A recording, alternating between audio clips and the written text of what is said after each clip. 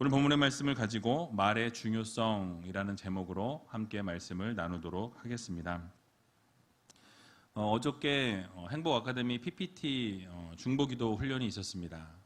16분이 참석하셨는데요. 귀한 은혜 시간 또 행복한 시간 보냈고요.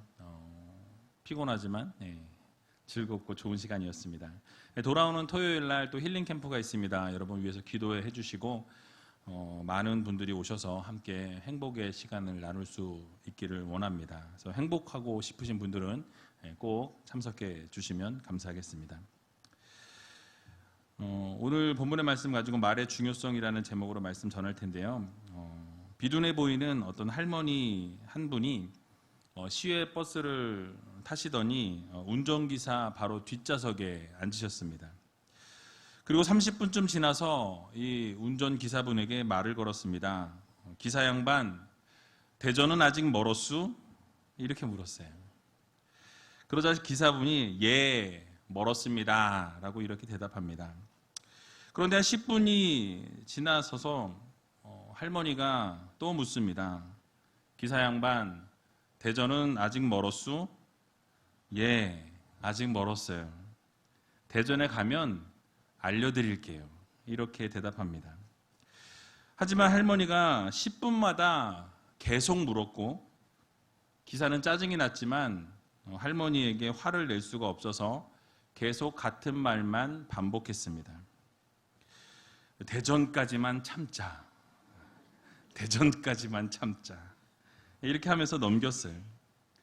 얼마 후에 버스가 대전에 도착했고 차를 세우고는 할머니 대전에 도착했습니다 라고 이야기했어요. 내리시라고. 할머니는 여기가 대전이요? 예, 내리세요. 그러자 할머니는 약봉지를 꺼내시면서 이렇게 말했습니다. 아, 우리 딸이 버스가 대전에 도착할 때 이 약을 먹으라고 했어. 부산은 아직 멀었수? 아마 요즘 이렇게 친절하고 착한 기사분은 없으실 텐데요. 이처럼 대화를 하려면 화가 나는 상황이 있어도 계속 이야기를 나누어야만 대화가 가능하다라는 것입니다. 사실 말이라는 것은 사람을 살리기도 하고 죽이기도 합니다. 그래서 좋은 말은 사람을 살리지만 나쁜 말은 사람을 죽이게 된다라는 것이죠. 또 같은 말이라도 이 말하는 그 어감이나 또는 눈빛이나 어떤 표정에 따라서 그 말이 다르게 전달되어질 수 있다라는 것입니다. 그래서 말을 할 때는 늘 조심해서 말을 해야 한다라는 것이죠. 왜냐하면 나의 의도와는 다르게 상대방에게 전달되어질 수 있기 때문에 그렇습니다. 그래서 성경에서도 혀를 제어하고 혀를 조심하라 라는 말씀이 너무나 많은 곳에서 나오는 것을 또 반복되는 것을 보게 됩니다. 예를 들어 잠언 18장 21절을 보게 되니까 죽고 사는 것이 혀의 권세에 달렸나니 혀를 쓰기 좋아하는 자는 그 열매를 먹으리라 라고 말씀하고 있습니다. 죽고 사는 모든 권세가 혀에 달렸다라고 말씀하면서 그렇게 계속 말을 맘대로 하는 사람들은 결국 그 열매를 너희가 먹게 될 것이다 라는 잠언 기자의 말씀이 전해지고 있는 것입니다. 또 잠언 12장 18절을 보게 되면 혹은 칼로 찌름같이 함부로 말하거니와 지혜로운 자의 혀는 양약 같으니라 라고 말씀하고 있습니다. 또 한 구절만 더 보게 되면 잠언 15장 4절을 보게 되니까 올량한 혀는 곧 생명나무라도 패려한 혀는 마음을 상하게 하느니라 라고 말씀하고 있습니다. 이 말씀의 중심에 무엇이 있습니까? 그러니까 말을 조심하지 않으면 결국 그 말 때문에 그 말이 엄청난 무기가 되어서 결국 큰 문제를 야기하게 된다. 큰 문제가 발생하게 된다라는 것을 우리들에게 교훈하고 있습니다. 그래서 함부로 말을 해서는 안 된다라는 거예요. 그러니까 본인은 재미있다고 생각하고 말을 하고 때로는 분위기를 한번 띄워보겠다라는 생각에 말을 던졌는지 몰라도 듣는 사람의 입장에서는 그 말 때문에 칼로 찌른 것과 같은 고통이 전해질 수 있다라는 것이에요. 마음을 상하는 결과를 초래할 수 있기 때문에 우리는 말할 때 지혜롭게 또는 조심해서 말을 해야 한다라고 성경은 우리들에게 교훈하고 있는 것입니다. 그래서 결국 이 말 때문에 결국 죽고 사는 문제가 그 혀에 달려 있다라고 성경은 교훈하고 있습니다. 그만큼 말을 조심해서 해야 한다라는 것을 강조하게 되죠. 윌리엄 디엄이라는 사람이 쓴 이 감동을 창조하는 인간관계라는 책을 보게 되면 말이 얼마나 무서운 영향력을 끼치는지에 대해서 이야기한 일화가 있습니다. 이 LA 근처에 있는 산페르난도에서 5살 난 어린아이가 죽은 일이 있었다고 합니다. 어느 날 이 아이의 의붓 아버지에게 이 작은 아이가 이렇게 말했다고 해요. 아빠, 나는 결코 아빠를 즐겁게 해 드릴 수가 없어요. 나는 결코 좋은 일을 할 수가 없습니다. 저는 죽고 싶어요. 라고 이렇게 얘기했다 그래요. 그러나 좋지 못한 언어 습관을 가지고 있었던 그 의붓 아버지는 그 아이가 했던 말을 듣고 나서 바로 뭐라고 얘기했냐면, 그래, 그럼 가서 죽어. 라고 이렇게 이야기했던 거예요. 그러자 그 아이의 엄마 말에 의하면 어린아이가 방으로 들어가서 문을 잠그고 침대에 올라갔고 스스로 목을 메어 자살하게 되었다라고 합니다. 그런데 안타까운 것은 이 사건이 알려져 주목을 받게 되었지만 그 의붓 아버지는 살인죄로 기소할 수 없었다라는 거예요. 왜냐하면 그가 그 아이를 때려 죽인 것이 아니었기 때문입니다. 그러나 그는 말로 그 아이를 죽였다라는 것이죠. 이처럼 말은 너무나도 중요합니다. 특별히 좋은 말과 이 좋지 않은 말을 좋지 않은 말이 어떠한 결과를 가져오게 되는지 우리는 반드시 생각하고 우리가 말을 해야 한다라는 거예요. 대화를 나눌 때 이 말이 과연 어떻게 전달되어질지를 생각하고 말을 할 필요가 있다라는 것입니다. 그래서 우리가 대화를 함에 있어서 가장 중요한 것은 언어입니다. 그래서 이 언어라는 것은 우리가 하는 이 말뿐만 아니라 우리의 눈빛이나 어떤 우리의 표정이나 어떤 우리가 하는 이 제스처를 통해서 또는 이 분위기를 통해서 우리가 사용하는 언어가 될 수 있습니다.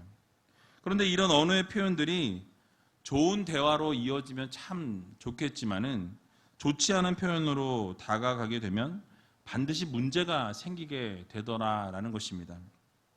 그러므로 우리는 대화를 함에 있어서 이 대화의 목적이 무엇인지를 생각할 필요가 있습니다. 대화의 목적은 우리가 대화를 할 때마다 이 대화를 통해서 좋은 인간 관계를 맺기 위해서 대화를 하게 된다라는 것이죠. 그러니까 서로를 세워주고 또 서로의 이 존재의 가치를 높여주는 것이 이 대화의 목적입니다. 우리가 대화를 할 때 좋은 인간 관계를 더 맺어가고 또 이 대화를 통해서 서로가 존재 가치를 깨닫게 하고 알게 되어지는 것이 이 대화의 목적이라는 것이죠. 그런데 주변에 있는 분들 가운데 이 대화를 나누는 것을 가만히 들어보게 되면 이 대화를 할 때 꼭 이기려고 대화하는 분들이 있어요. 내가 이 대화에서 꼭 이겨야 되겠다라는 생각을 갖고 있는 거예요. 그러다 보니까 이기기 위해서 상대방을 무시하거나 생각하는 것을 그냥 마음대로 뱉어버리는 경우가 있습니다. 하지만 이렇게 상대방을 이기려는 전제를 가지고 대화를 하게 되면 결국 문제가 발생할 수밖에 없다라는 거예요. 오히려 이 관계가 끊어지게 되는 경우들이 발생하게 되더라는 것입니다. 또 어떤 분들은 대화를 할 때 이익을 취하려고 대화를 하는 경우가 있다라는 사실이에요. 즉 유익을 얻기 위해서 대화를 해 나간다라는 것입니다. 사람들을 만나고 이 관계를 형성하게 될 때에 그 사람의 어떤 인격이나 사람됨을 보는 것이 아니라 그 사람을 바라보면서 이 사람이 나에게 유익이 될 것인가, 유익이 되지 못할 것인가를 생각하고 판단한다라는 것입니다. 그래서 나에게 유익이 되면 대화를 나누지만 나에게 유익이 되지 못하는 것 같으면 어떻게 합니까? 그 사람과 관계를 세우지 않는다라는 거예요. 담을 쌓게 되는 것입니다. 결국 이런 관계 속에서 진지하고 성숙한 이 대화는 오고 갈 수가 없게 된다라는 것이죠. 그래서 인간관계 가운데서 성숙한 대화는 이 말을 하는 데 있어서 매우 중요합니다. 그래서 대화를 통해서 이 자신의 감정이나 이 내면에 있는 것들을 서로 나눌 줄 알아야 한다라는 거예요. 대화의 기술, 대화를 잘 하시는 분들을 보게 되면 우리가 그 참 좋은 말들, 아름다운 말들을 하시는 분들을 보게 되죠. 근데 우리가 사용하는 말들을 가만히 보면 가장 낮은 차원에서의 대화를 생각해 볼 수 있습니다. 이 가장 낮은 차원에서의 대화는 우리의 감정이나 어떤 우리의 내면의 깊은 생각을 나누기보다는 이 다른 사람들에 대해서 나누는 경향이 있다라는 거예요. 다른 사람에 대해서 비판하고 또는 욕하고 도마 위에다 올려놓고 계속해서 난도질을 하는 것이 아주 가장 낮은 차원의 대화라는 것입니다. 이 대화를 나누는 모습 가운데 가만히 보면 서로를 헐뜯는 그런 모습을 보게 되죠. 근데 그거보다 조금 나은 대화는요, 서로의 삶을 나누는 대화입니다. 그래서 하루하루 삶 속에서 어떠한 일을 했고 어떠한 삶을 살았고 어떠한 일들이 있었는지, 좋은 일과 나쁜 일에 대한 일상생활의 삶을 나누는 것은 이 가장 낮은 대화에서 한 단계 높은 대화라고 우리가 생각할 수 있습니다. 또 그 다음 단계, 한 단계 더 높은 대화를 생각해 보면 이제는 그 대화 일상생활을 뛰어넘어서 감정을 나누는 거예요. 내면에 있는 생각들을 나누는 것입니다. 내면에 일어나고 있는 마음까지 나누는 것이 한 단계 더 나아간 그런 나눔이라는 것이죠. 사실 마음을 나누는 것은 쉬운 일은 아닙니다. 왜냐하면 자신의 감정을 표출하는 것이기 때문에 사실 감정을 표출하는 것이 쉽지 않다라는 것이죠. 대화의 깊이가 있을수록 관계가 형성되지 않으면 대화의 깊이로 들어가기가 어렵다라는 거예요. 그러니까 친한 관계가 되지 못하면 내면의 것들을 쏟아놓을 수가 없다라는 것이죠. 내면에 일어나는 감정과 마음을 나누기가 어렵습니다. 그러나 그렇게 대화를 나눌 수 있는 성도님들이 계시다면 건강한 대화를 하고 계신 거고 또 이 성숙한 대화를 할 줄 아는 성도들이라고 말씀을 드릴 수 있습니다. 그리고 가장 높은 차원의 대화가 있습니다. 그것은 바로 서로가 경험하고 있는 하나님에 대해서 나눌 줄 아는 성도들이 되는 것입니다.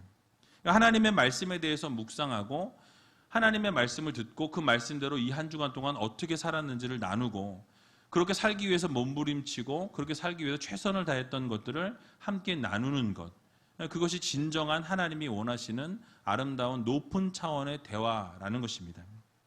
그래서 우리가 이 대화가 아름답게 이루어지기 위해서는 이 말씀을 나누는 삶, 하나님이 기뻐하시는 삶을 함께 나누고 말씀대로 살기 위해서 몸부림치는 그 삶을 나누는 것이 하나님께서 가장 원하시는 차원 높은 대화라는 것을 여러분 기억하시기 바랍니다. 그럴 때 우리의 삶 가운데 성숙한 대화가 오고 가게 되고요. 결국은 하나님께서 기뻐하시는 언어를 사용하는 하나님의 자녀들이 될 수 있다라는 것입니다. 그러므로 오늘 말의 중요성을 다시 한번 여러분 인식하시면서 세워주는 말과 또 자존감을 높여주는 말, 또 행복한 이런 말들을 해 나가시면서 이번 한 주간 살아갈 때에 여러분 성숙하고 차원 높은 대화를 통해 하나님께 영광 올려드리고 하나님 기뻐하실 일들을 감당하며 살아갈 수 있는 저와 여러분들이 다 되시길 주님의 이름으로 간절히 축원을 드립니다. 또 앞에서 말씀드린 바와 같이 말은 곧 인격을 나타냅니다. 그래서 무엇보다 말을 하는 데 있어서 우리는 신중해야 한다라는 것이죠.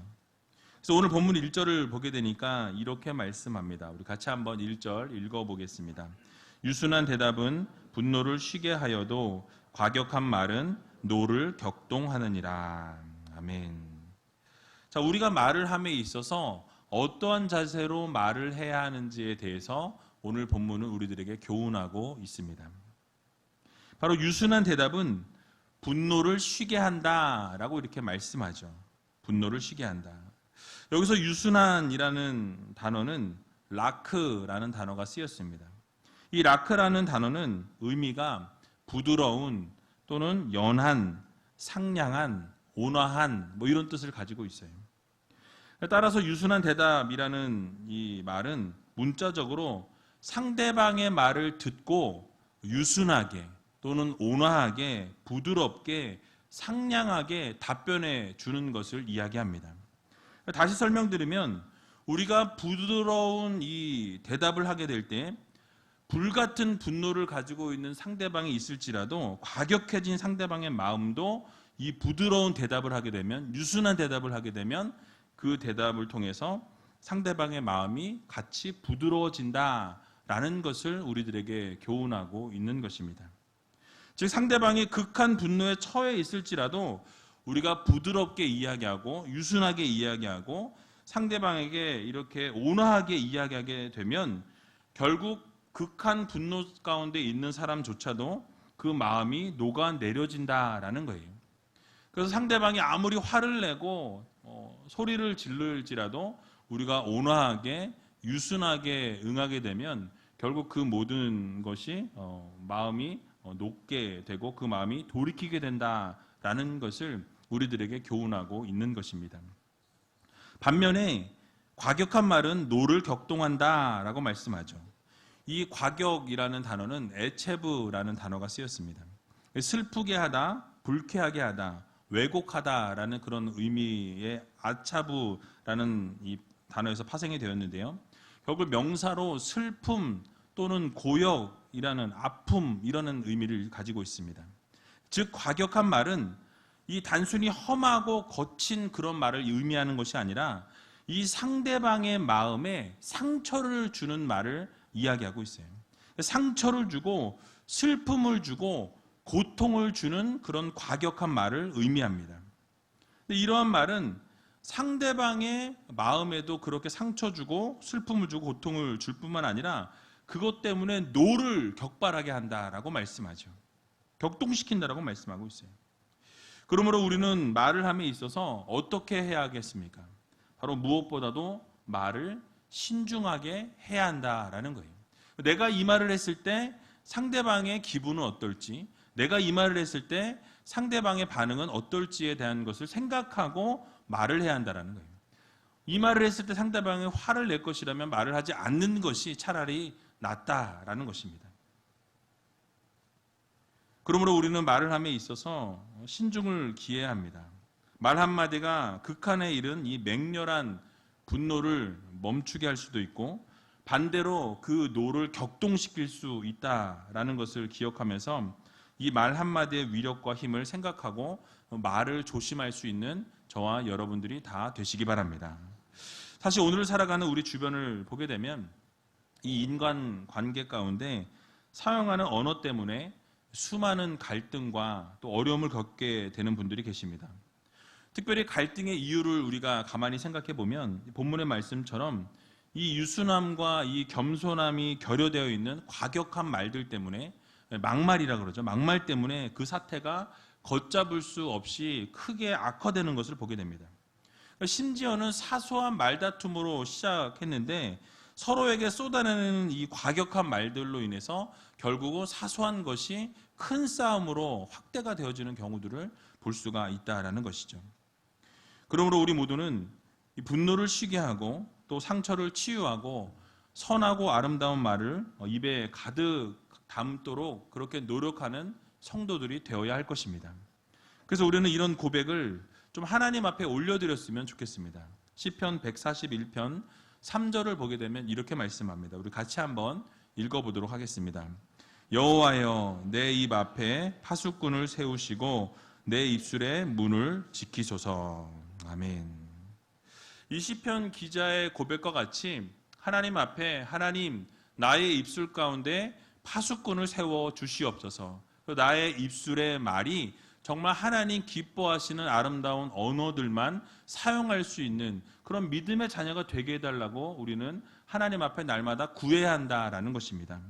내 입술의 문을 지켜주시라고 고백하고 기도할 때에 하나님께서 우리와 함께 하시고 우리가 결국 하는 말의 실수를 줄여주시고 혹시라도 우리가 하는 이 말로 인한 상처를 주지 않도록 파수꾼을 세워주시는 하나님의 놀라우신 은혜가 우리의 삶 가운데 있어야 한다라는 것입니다. 그래서 여러분들이 입술을 지켜주심으로 온전히 하나님께만 영광이 되고 하나님이 기뻐하시는 언어만 사용할 수 있는 저와 여러분들이 다 되시길 주님의 이름으로 간절히 축원을 드립니다. 마지막으로 오늘 본문 2절을 보게 되니까 이렇게 말씀하죠. 우리 같이 한번 2절을 읽어보도록 하겠습니다. 지혜 있는 자의 혀는 지식을 선히 베풀고 미련한 자의 입은 미련한 것을 쏟느니라. 아멘. 자, 이 본문도 역시 지혜로운 자와 이 미련한 자에 대해서 이렇게 비교하면서 언어 생활에 대해서 이야기합니다. 결국 이 지혜로운 자와 미련한 자의 언어 생활이 가져오는 결과를 이야기하는데요. 지혜 있는 자의 혀는 어떻다라고 말씀합니까? 지혜로운 사람은 지식을 선하게 베푼다라고 이렇게 말씀합니다. 즉 지혜로운 사람은 지식을 유익하게 사용하게 된다라는 것이죠. 타인에게 자신의 지식을 나누어 줌을 통해서 도움을 주고 기쁨을 주게 된다라는 것입니다. 그러나 미련한 자는 어떻다라고 말씀합니까? 미련한 자는 미련한 것을 쏟아놓는다라고 말씀하고 있어요. 즉 미련한 사람들은 그 입을 벌릴 때마다 미처 막을 사이도 없이 바로 그 입에서 미련한 것이 쏟아져 나오는 그런 사람들을 이야기하고 있어요. 그러므로 우리 모두는 지혜 있는 자의 모습으로 살아가야 하는 것입니다. 쏟아놓는 말들이 모든 말들 가운데 사람을 살리고 사람을 세우고 지식을 베풀고 타인에게 유익이 되는 말을 할 수 있는 그런 아름다운 성도님들이 다 되시기 바랍니다. 결국 사람을 세우고 사람을 살리는 말이 오고 가야 한다라는 것이죠. 결국 이를 통해서 가장 중요한 것을 제가 두 가지만 말씀드리고 말씀을 마치겠습니다. 첫 번째로는 우리가 하나님과 대화를 잘 이루는 사람들이 되어야 한다라는 거예요. 우리가 하나님과 대화를 잘 나누게 되면 결국 사람들과도 대화를 잘 나눌 수 있는 사람이 될 수밖에 없다라는 것입니다. 하나님과 대화를 잘 하는 사람은 다른 사람의 마음도 잘 이해하고 또 결국 잘 이해하니까 관계도 잘 세워나갈 수 있다라는 것이죠. 그러니까 하나님과의 관계가 바르게 세워져 있는 성도들은 주변에 있는 성도들과도 바른 관계가 세워지게 되어 있다라는 것입니다. 수직적인 관계가 바르게 세워지면 이 수평적인 관계는 자동적으로 하나님께서 세우신다라는 사실을 여러분들 모두 믿으시기 바랍니다. 그러므로 먼저 하나님과의 관계를 바르게 세워 나아가시고 늘 이 말씀 가운데 행하고 말씀의 지배를 받으시고 주님의 통치 아래 우리가 거하게 될 때에 결국 우리는 믿음으로 바로 서게 되고 반드시 주님께서 그 입술을 주장해 주셔서 날마다 하나님이 기뻐하시는 언어와 하나님이 원하시는 이 말들을 언어를 사용하게 된다는 이 사실을 기억하면서 날마다 하나님과 대화를 나누고 날마다 하나님 말씀 안에 거할 수 있는 저와 여러분들이 다 되시길 주님의 이름으로 간절히 축원을 드립니다. 두 번째로는 사람의 마음에 감동을 주는 언어를 사용해야 한다라는 거예요. 여러분 말이라고 다 같은 말은 아닙니다. 말 가운데 사람들에게 감동을 주고 사람들의 마음을 여는 말들이 있다라는 거예요. 될 수 있는 대로 우리는 감사의 말들을 할 수 있어야 합니다. 예를 들면 감사한다, 사랑한다, 고맙다, 축복한다, 최고다, 이보다 좋을 수 없다, 이렇게 축복하고 칭찬하는 말들을 계속 입에 달고 살아야 한다는 것입니다. 표정이 바뀌지 않으시는 거 보니까 이런 말들을 잘 안 하시는 것 같아요. 그래서 우리 실천 한번 해보겠습니다. 우리 옆에 있는 분들에게 당신이 있어 너무 감사해, 이렇게 한번 얘기해보세요. 당신이 있어 너무 고마워, 이렇게 말해보시기 바랍니다. 그리고 사랑합니다 라고 이렇게 한번 말해보세요. 여러분들의 얼굴에 좀 표정이 조금 누그러지는 것 같습니다. 여러분 이런 말들이 필요하다라는 거예요. 또 잘못이 있을 때 미안하다, 죄송하다 이런 말들을 또 하게 되면 그 마음이 다 풀린다라는 것입니다. 미안할 때 미안하다고 이야기하고 잘못했을 때 잘못했다라고 이야기하는데 한국 문화는 이상하게 그걸 그냥 뭉개고 지나가는 경우들이 참 많이 있다라는 거예요. 한번 뭉개고 지나가면 됐다라고 생각하는 거죠. 그렇지 않습니다. 꼭 그것을 사과하고 넘어가야 한다라는 것이죠. 그래서 우리는 칭찬하고 격려하고 위로하고 이 살리는 말들을 할 줄 아는 성도들이 되어야 한다라는 것입니다. 왜냐하면 이런 언어들을 통해서 사람을 살리고 관계를 회복하고 결국은 상처를 치유하고 놀라운 회복이 일어나게 된다는 사실을 여러분들 모두 믿으시기 바랍니다. 그래서 오늘 말씀을 들은 것처럼 유순한 대답은 분노를 그치게 한다라는 사실을 여러분 기억하시고, 또 지혜 있는 자의 혀는 지식을 선히 베푼다라는 이 말씀을 믿으시고, 이번 한 주간 살아갈 때 우리가 좋은 말, 선한 말, 그리고 감사의 말, 기쁨의 말, 사랑의 말들을 전하며 살아갈 수 있는 저와 여러분들이 다 되시길 주님의 이름으로 간절히 축원을 드립니다.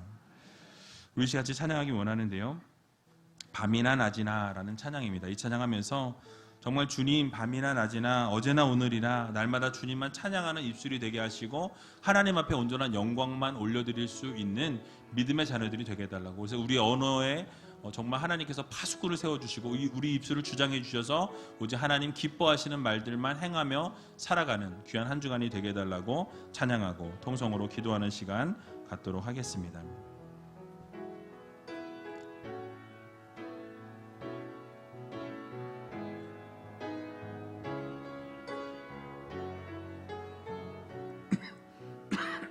나의 소망 되신 주, 나의 소망 되신 주, 주를 바라봅니다. 다시 오실 나의 왕 예수, 주를 기다립니다. 다시 찬양합니다. 나의 소망 되신 주, 나의 소망 되신 주,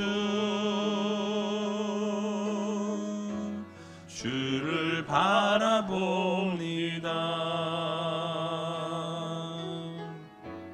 다시 오실 나의 왕 예수, 주를 기다립니다. 밤이나 낮이나 어제나 오늘도 영원히 주만 찬양해. 괴롭고 슬플 때 낭망하여 넘어져도 언제나 주만 찬양하겠네. 밤이나 낮이나 어제나 오늘도 영원히 주만 찬양해. 괴롭고 슬플 때 낭망하여 넘어져도 언제나 주만 찬양하겠네. 밤이나 낮이나 어제나 오늘도 영원히 주만 찬양해. 괴롭고 슬플 때 낭망하여 넘어져도 언제나 주만 찬양하겠네.